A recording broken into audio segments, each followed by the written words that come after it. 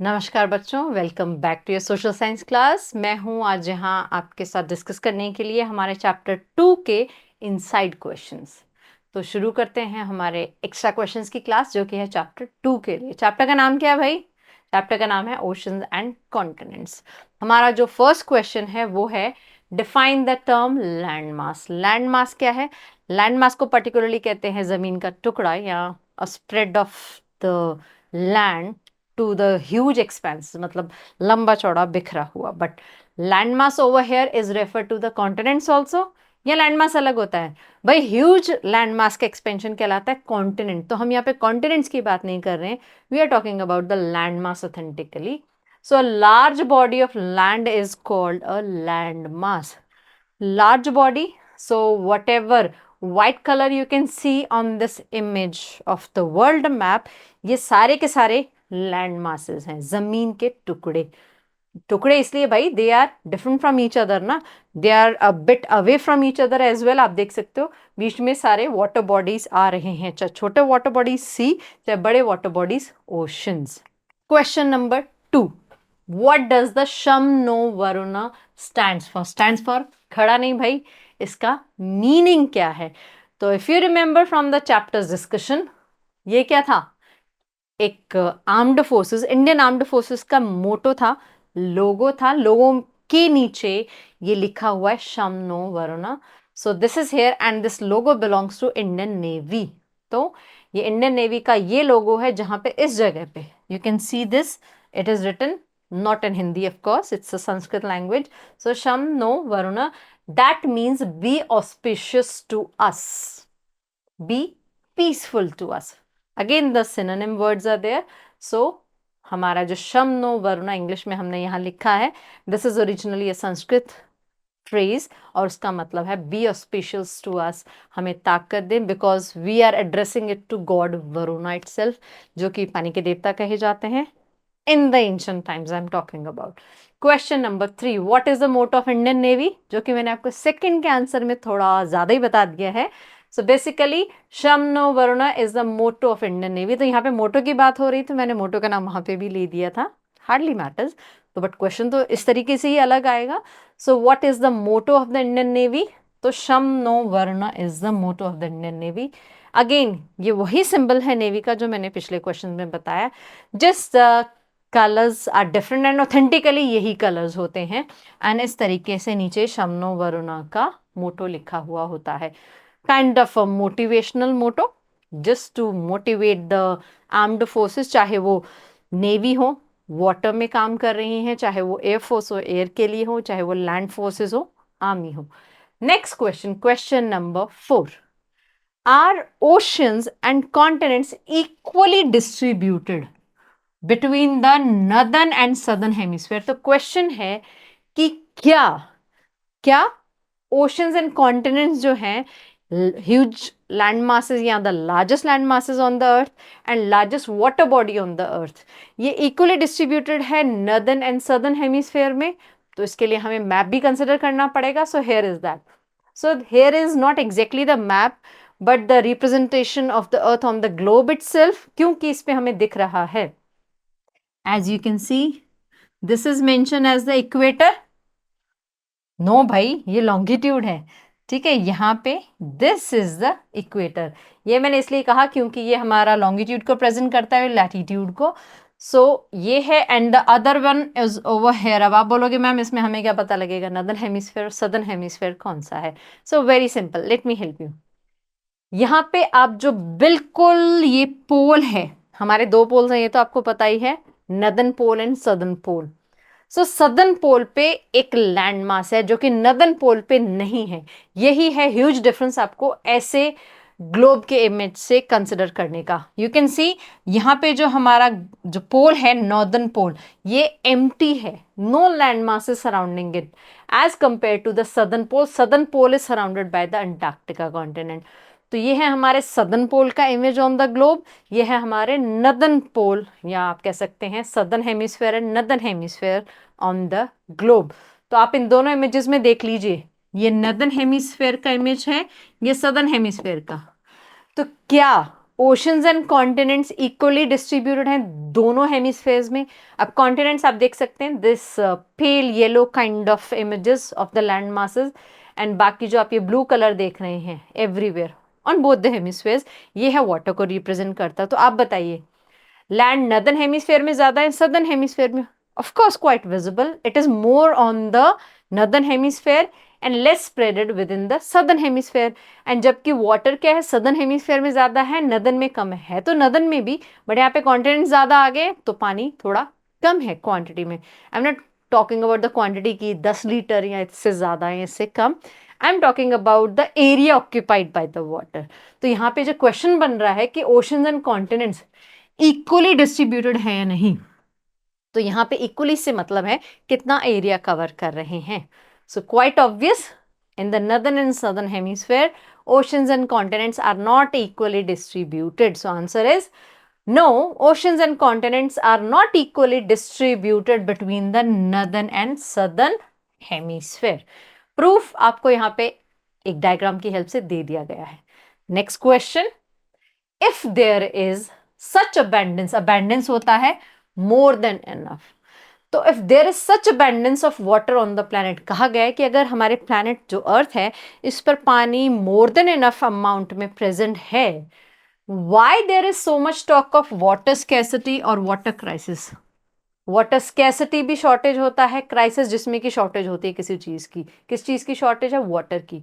तो question is asking कि जब हमारे प्लैनेट अर्थ पर पानी बहुत ज्यादा अमाउंट में प्रेजेंट है, बहुत ज्यादा मात्रा में प्रेजेंट है, सो फिर हम क्यों इस बात का डिस्कशन करते हैं, क्यों इस बात का डिस्कशन या what to be said as जिक्र बहुत ज्यादा है कि भाई यहाँ पे पानी की शॉर्टेज है? तो उसका रीजन क्या है?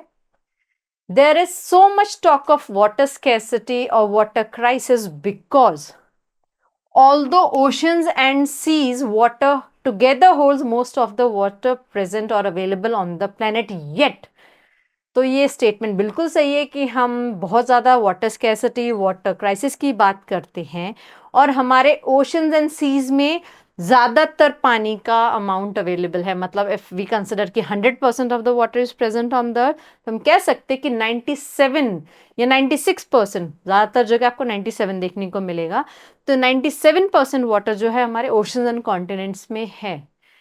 बट फिर भी शॉर्टेज है, तो that is yet it is salty and unfit for consumption all the living beings या by all the living beings. तो moral of the story कि हम जो ये वाटर शॉर्टेज की बात करते हैं, हमारे पास पानी तो बहुत है बट वो क्या है? खारा पानी है, बहुत ज़्यादा सॉल्ट है इस वाटर में. और अगर इतना ज़्यादा सॉल्ट है जो आपके अंदर अगर आप कंज्यूम कर लेते हो इस पानी को, तो likewise more salt is poured. किसके लिए डाला जाता है? हम लोग कुकिंग करते हैं, सब्जी में नमक डालते हैं, तो नमक डाला जाता है सब्जी को पकाने के लिए. सो इफ वी से द एग्जाम्पल कि हम डिग्रेडेशन की बात करते हैं, तो अगर कोई ह्यूमन डेड बॉडी है, एनिमल डेड बॉडी है, उसको डिकम्पोजिशन के लिए अगर हम डालते हैं, बरी करते हैं, उसके साथ सॉल्ट डाल देते हैं, तो जल्दी डिकम्पोज हो जाती है, जल्दी गल सड़ जाती है. तो समझ में आया? तो अगर हम ज़्यादा सॉल्टी वाटर कंज्यूम करेंगे, हमारे अंदर से बॉडी ऑर्गन्स का क्या हाल होगा? It will be devastating. तो ज़्यादा नमक वाला पानी है तो हमारी बॉडी के लिए अनफिट है. ना सिर्फ हमारी body, by all the living beings. Plants के लिए भी ज़्यादा salty water is not good, plants जल जाएंगे. एनिमल्स एंड ह्यूमन बॉडी का स्ट्रक्चर तो you know, we do have skeletons, अंदर से तो बोन्स ही हैं भाई, हमारी हड्डियाँ गल जाएंगी, हम जिंदा कैसे रहेंगे? So salty water is not good for health. That is why हम कहते हैं कि चाहे ओशन एंड सीज में कितना भी पानी हो, अगर वो कड़वा है तो हमारे किसी काम का नहीं, और किसी काम का नहीं तो we do have water shortage. तो हमने जो 97 और 3% रह गया बाद में, भाई 90%, 97% जो है हमारा सॉल्टी वाटर, 3% पीने लायक पानी, वो भी हमारे पास इजीली प्रेजेंट नहीं है. तो उसका डिस्कशन मैं ऑलरेडी चैप्टर में कर चुकी हूँ. तो अगर आपको फिर से देखना है तो आपको चैप्टर फिर से पढ़ना पड़ेगा. फिर से नहीं तो एटलीस्ट वो वाला फ्रेज खोल के देख लीजिएगा, आपको आंसर समझ में आ जाएगा. Next question, discuss few ways by which we can save water. तो हमें कुछ ऐसे तरीके बताने हैं जिसकी वजह से हम पानी सेव कर सकते हैं, या जिस रीज़न को, जिस वे को अपना के हम पानी सेव कर सकते हैं। तो क्वाइट ऑब्वियस, जो हमारे रूटीन में हम लोग यूज़ कर सकते हैं, हम रनिंग टैप को बंद कर सकते हैं, लीकेज ऑफ द टैप को ठीक करना चाहिए, गाड़ी धोने में पानी वेस्ट नहीं करना चाहिए। हाँ, if it is necessary use minimum water, and there are several other ways to wash your car also with the minimum water.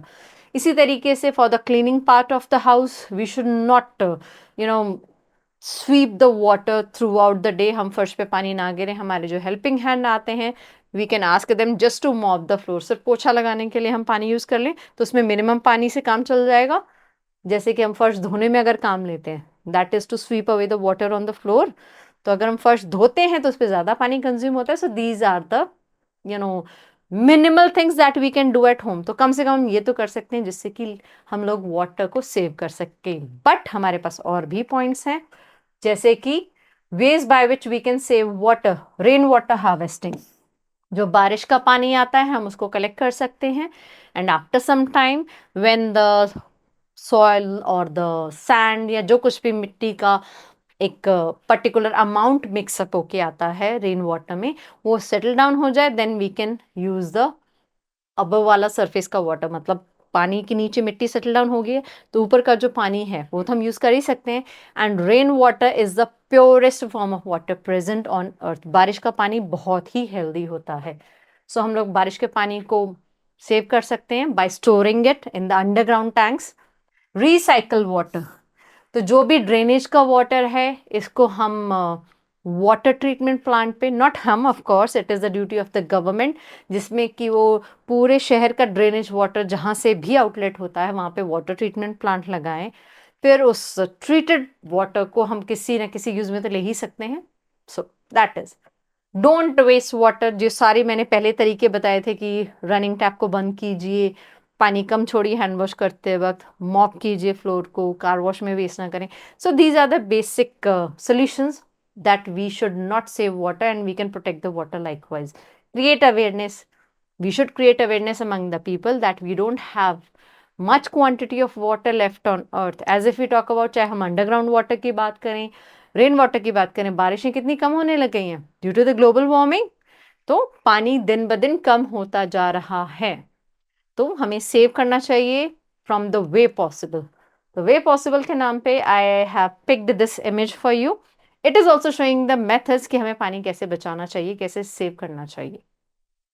Dusk और dawn, it is related to trigger up. तो हमें पानी क्या है पाइप से ना देके we should use this canal, जिसके थ्रू हम वाटर को जिसके थ्रू हम प्लांट्स को वाटर कर सकते हैं। हम इस शावर मेथड को यूज़ कर सकते हैं रेनिंग टैंक इन। तो रेन वाटर हार्वेस्टिंग का एग्जाम्पल आ गया। Fix the drip, running tap या लीकेज को हम फिक्स कर सकते हैं। वॉश वाइजली, तो कार धोते वक्त पानी ज़्यादा वेस्ट ना करें, बजाय पाइप से हम बकेट से भी वॉश कर सकते हैं। टैप्स ऑफ प्लग इन, तो जब हम जैसे while brushing in the morning हमारा टैप वैसे ही चलता रहता है, पानी गिरता रहता है, we should not do that. After soaking a toothbrush हमको टैप बंद कर देना चाहिए। We should do the proper brushing, then while gargling हमको टैप को ऑन करना चाहिए। रिसाइकिल, रीयूज, तो हमारा घर का पानी भी जो है वो भी हम थोड़ा सा ट्रीट करके, यहाँ we can use that water just to water the plants, क्योंकि उनके लिए of course we can't use the drainage वाला वाटर, बट ऑफ कोर्स जैसे कि हम लोग किचन में जो कुकिंग के लिए वेजिटेबल्स वॉश करते हैं तो उसका पानी हम बजाय ड्रेनेज में जाने के we can save it outside, and बाद में उस पानी को हम लोग वाटरिंग में यूज कर सकते हैं of the plants. Line up the stars, washing machine में कपड़े धोएं, कम पानी लगता है, अगर आप ओपन धोते हैं तो उसमें ज़्यादा लगता है, that is what to be said. And shower smartly, we should not just sit under the running tap. Shower में भी हमारा मिनिमम वेस्टेज ऑफ वाटर होता है। Next question, on 26 December 2004 when India was struck, India पर क्या strike किया? A powerful tsunami. पूरे India पर नहीं भाई, from the water bodies itself. तो जहां जहां पे सुनामी ने स्ट्राइक किया तो वहां के बारे में पूछा गया है कि कहाँ कहाँ पे स्ट्राइक किया। So which regions of India had suffered much damage and loss. तो जब सुनामी 2004 में it was occurring in the Indian Ocean when it struck the coastal areas of India, तो सबसे ज़्यादा नुकसान कौन से रीजन्स में हुआ इंडिया के? सो नुकसान हुआ सबसे ज़्यादा अंडमान एंड निकोबार के, निकोबार अंडमान के लिए कहा जाता है, पर्टिकुलरली निकोबार के लिए, that it was completely submerged in this tsunami.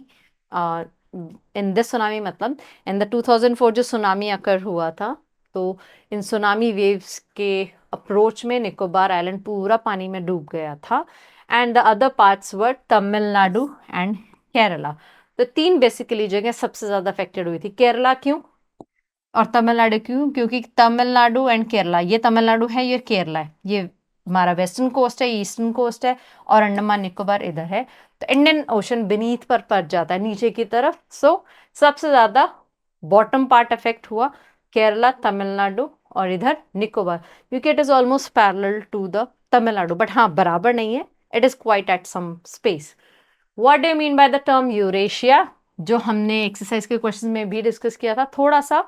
So, define will be the continents of Europe and Asia together are known as Eurasia. So, over here you can see the combined map of Eurasia. तो इसमें से अगर हमें Europe को signify करना हो, so basically these small parts are, यहाँ पे यूराल माउंटेन्स हैं। So this तो you can see this is of Russia, but आपको पता है कि रशिया का कुछ हिस्सा भी यूरोप में आता है। So accordingly हमारा ये यूरोप का डिवीजन हो जाता है likewise, एंड फिर ये इधर के रीजन्स में, ठीक है। ये हमारे एशिया के हैं, ये Iran, Iraq, then Saudi Arabia, Kazakhstan, Kyrgyzstan, Pakistan, Afghanistan, then ये हमारा एशिया है, ये यूरोप है, तो दोनों कंबाइन होके बनाते हैं Eurasia. Next question, name two major groups of islands of India. अभी भी अगर आपको नहीं याद हुए तो I don't know how you are going to learn, क्योंकि इंडिया पे मैप पे स्ट्रेट फॉरवर्डली गिवन है, हमने चैप्टर के डिस्कशन में पढ़े, आज क्वेश्चन के डिस्कशन में भी पढ़े, तो अब एक बार फिर से पढ़ लेते हैं। So Andaman and Nicobar islands are situated in Bay of Bengal and Lakshadweep are situated in Arabian Sea. तो आप ये इंडिया का पॉलिटिकल मैप देख सकते हैं। So here is the Andaman and Nicobar islands and here is Lakshadweep. तो अंडमान निकोबार आइलैंड जो है हमारे इंडिया की टेरिटरी, यूनियन टेरिटरी है, and they lie in the Bay of Bengal. ये वाटर बॉडी है, ब्लू वाटर जो आप देख रहे हैं, blue colour, so this is the Bay of Bengal. Lakshadweep lie करता है इस वाटर बॉडी में जो कि है अरेबियन सी। अब तो क्लियर हो गया, मैप भी फिर से दोबारा से बता दिया। Next question, what is Dakshin Gangotri and where it is situated. तो दक्षिण गंगोत्री में आपको ये पढ़ने में समझ में आ रहा होगा कि दक्षिण is the Hindi word that can be south direction, and Gangotri है तो शायद गंगा से रिलेटेड है, जैसे कि गंगोत्री ग्लेशियर जहाँ से गंगा ओरिजिनेट होती है, बट नो इट्स नॉट। तो ये क्या है? तो ये जो दक्षिण गंगोत्री है basically it is a scientific base station of India, but है कहाँ पे? ओके, इससे कुछ याद आया, ये हमारा है सदर्न पोल जो कि एक कॉन्टिनेंट से ऑक्यूपाइड है, पिछले क्वेश्चन में अभी बताया था ना मैंने आपको। तो it is Antarctica, so you are getting it right. In 1983, India established its first scientific base station at Antarctica that is known as दक्षिण गंगोत्री। एंड 1983 के बाद दो और बेस स्टेशन यहाँ पे खोल दिए गए for the scientific research part of this continent, Antarctica itself. So it is a huge thing to be proud of. Next question. When is World Oceans Day celebrated and who designated this day? Designated का मतलब किसने इस दिन को ये पहचान दिलाई कि अच्छा भाई ये पर्टिकुलर डेट अब से वर्ल्ड ओशन डे के तौर पर मनाई जाएगी। इट मीन्स हु असाइंड और declared this day to be celebrated as World Oceans Day. So answer is with us, World Ocean Day is to be celebrated on June 8th, completely गर्मिया, and United Nations has designated this day to be celebrated as the World Ocean Day, क्योंकि भाई United nation पूरे दुनिया को represent करता है। It is a working body for the representation of all the continents and nations of the globe or of the earth. तो यहाँ पे ऑलमोस्ट सभी नेशंस के मेंबर्स हैं। सो जो कलेक्टिव डिसीजन लिया जाता है, जैसे भी कोई डे सेलिब्रेट करना है जो भी है, so that is the power of United Nations. So they have assigned this day to be celebrated as कौन सा डे भाई? June 8th। ये कैसे सेलिब्रेट होगा? वर्ल्ड ओशन डे के नाम से सेलिब्रेट होगा, जैसे कि हमारा वर्ल्ड वाटर डे होता है एंड अर्थ डे होता है, इसी हिसाब से। So next question, the last question of today's class, what is the impact? Impact होता है इफेक्ट, प्रभाव of oceans and continents on the life of earth. तो अर्थ पर जितनी भी लाइफ है, तो सबसे पहले कितनी लाइफ है? अब आप बोलोगे बहुत सारी लाइफ है। नो, आई वॉन्ट टू से कि अर्थ पर कौन कौन से लिविंग बींग्स हैं? So human beings, plants and animals. So these are the 3 biotics only. भाई लिविंग ऑर्गेनिज्म तो ये 3 ही हैं, तो हम तीनों की बात करें कि इन तीनों पर ओशंस एंड कॉन्टिनेंट्स का क्या इफेक्ट पड़ता है। क्वाइट ऑब्वियस भाई, कॉन्टिनेंट्स हमें रहने की जगह देते हैं, इंसानों को और जानवरों को तो पर्टिकुलरली देते हैं। प्लांट्स भी होते हैं जिसमें पर्टिकुलरली लंबे लंबे पेड़ होते हैं, उसके अलावा छोटे मोटे पेड़ भी होते हैं।